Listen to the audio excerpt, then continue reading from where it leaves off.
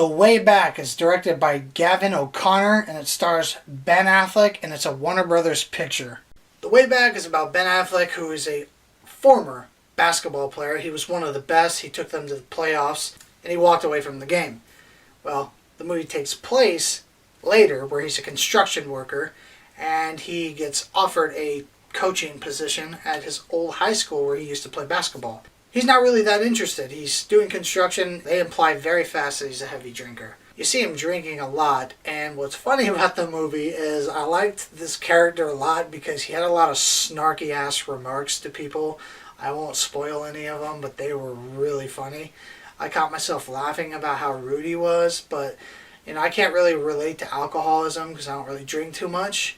But they very heavily imply that he has a serious drinking problem. They spend like a whole montage that's like 2.5 minutes of just him popping open beers and drinking. And it's like, jeez. So they really try to imply he's got some issues. And he's close to his sister and he stays in touch with them. And he's not too interested in doing this basketball thing. But then he becomes interested after he goes for a walk and does some thinking. This is one of the movies where the trailer actually makes you think it's something that it's not. And then it kind of throws a curveball and you're like, oh, well, that wasn't what it was about at all. So basically, the trailers make it seem like it's going to be your typical Remember the Titans, oh, they go play basketball and they win a championship, but they have struggles and hardships throughout this journey of winning this championship. And then they come together and win the championship by fighting and encouraging each other. It's a different spin, and it's a spin I've never seen in a sports film. So it has that going for it. It has a very good story with these characters too. Like Ben Affleck, it really goes into his character very deeply and you start to really understand the way he is. And I think they give you enough time to spend with him to really kind of feel for him and want to root for him. But then, you can't root for him because you know what's going on. I can't get into a lot because of the spoilers, but you really want to root for him, but then you're upset about the decisions he's making, but you understand why he's making these decisions.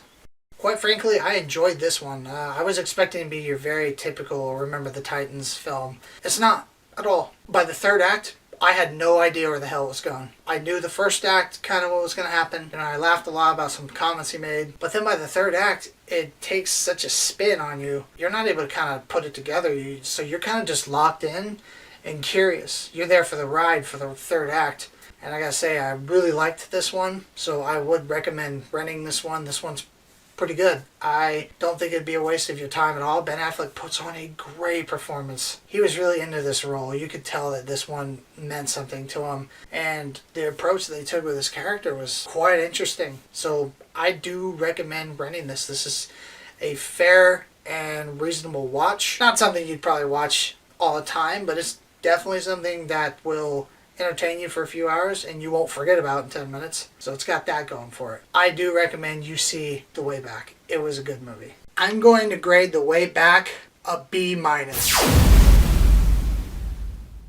Thanks so much for tuning into this review, guys. I have more coming up, and if you want to see what's coming up, hit that subscribe button, and I'm going to catch you movie fans on the next review.